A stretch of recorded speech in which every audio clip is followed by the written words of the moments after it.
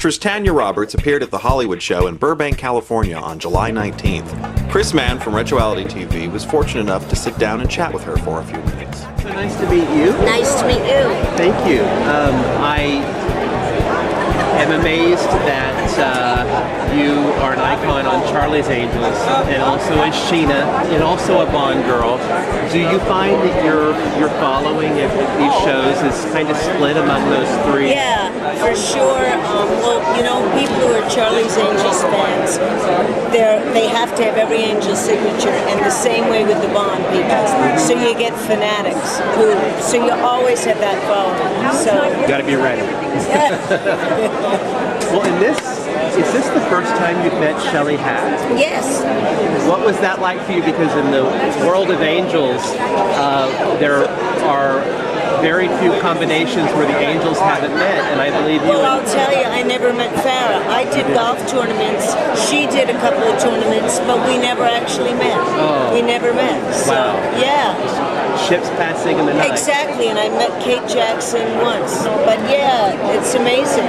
There weren't that many times when we were all together. So you never met Farrah, Never met Farrah. but you've met Shelley Hatt now, whom you replaced. That's right. Was there a connection there of, wow, we were angels, or was it just like, you know, we're everyday people? Oh, well, of course we're everyday people, but it's, you know, it's a flashback.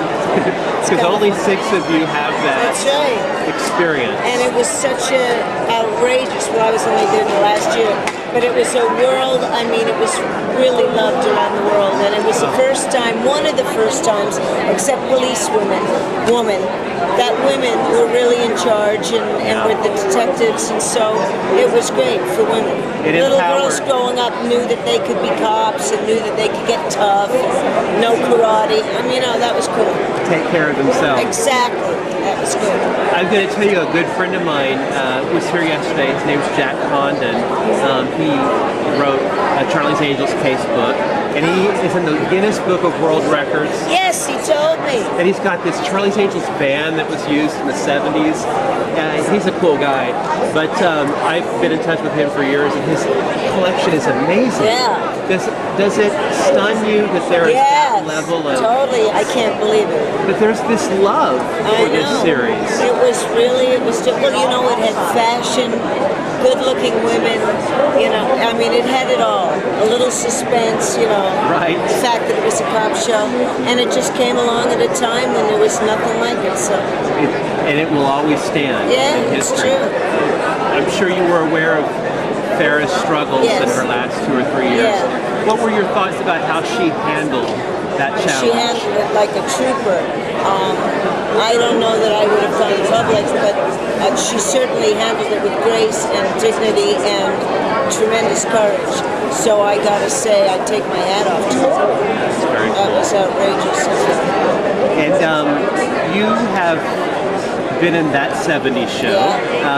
And what have you been doing in the last few years? Well, my husband got terminally ill 2 days after 9/11, and he was paralyzed, and so I took care of him at home. He lived with me, so I left that 70s show in the 4th season, and he passed away a couple of years ago, so now I'm getting over the shock of it all, and I'm starting to look for work again. But while he was sick and he was at home, that's when I started to do these. I would go away for 2 days. That's about all I could do because I had to take care of him. And then I did radio commercials for 3 days and 2 nights for Vegas. And so that's what I did during that time, and now I'm going back to work. We've heard your very distinctive voice. I had heard that you had that experience with your husband. So I'm sure on some level you connected to what Farrah went through. Oh my God. You were the caretaker. Totally. It's very, very, very tough. And you don't even realize how it's stressing on you and how traumatic it is.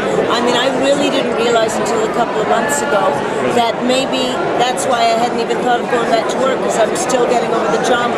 I really wasn't even aware of it because I was doing the radio and I was doing a few of these shows. I've probably done about 6 of them.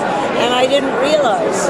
And only in the last few months I realized, why am I not working? And then I realized, wow, I probably had post-traumatic syndrome and didn't even know it. Well, you know what's interesting? I've interviewed Jacqueline Smith and Cheryl Ladd for some health magazines and for my website. And then certainly the health challenges Kate Jackson and Farrah went through, and now you with your husband. It's like there's this theme that all of you women have been affected, and you fought these challenges. It's very interesting. Maybe you should write a book about your experience. Yeah, I've been asked so many times to write a book, and I didn't want to in any way make money because he was my best friend. We were together since I was a teenager. Wow. So I didn't want to at all trivialize or anything, so I didn't want to. But then I was thinking that I really found myself and grew up during that period and found out that because he was my touchstone, I found out during that period that I could be really strong and I grew a lot as a person. So maybe it is something that I'd like to share to help people get over traumas like that and survive thinking that they never could. That would be wonderful. So maybe I might, because I've been approached. Well, I think there's just something about being an angel that you're put through challenges in life, and maybe each of you women have represented that so well to the public of, we played these empowered, sexy women in the 70s and 80s, but we went through this very real human stuff, and we came out the other side. Yeah, I think we all do. I really believe that people have a lot more strength than they ever think they do. When something like that happens, you suddenly have to do it, and you do it. You find the energy, you find the faith. I interviewed Cheryl Ladd. I'd asked her about the last season when you joined the show, and she said, well, Tanya got to wear the bikinis and sort of took that responsibility. She was so sick and tired of wearing bikinis. They had to have the Angels. They had to have the tits and ass. And she had been the one with the great bod. So I came along and I had to do it then.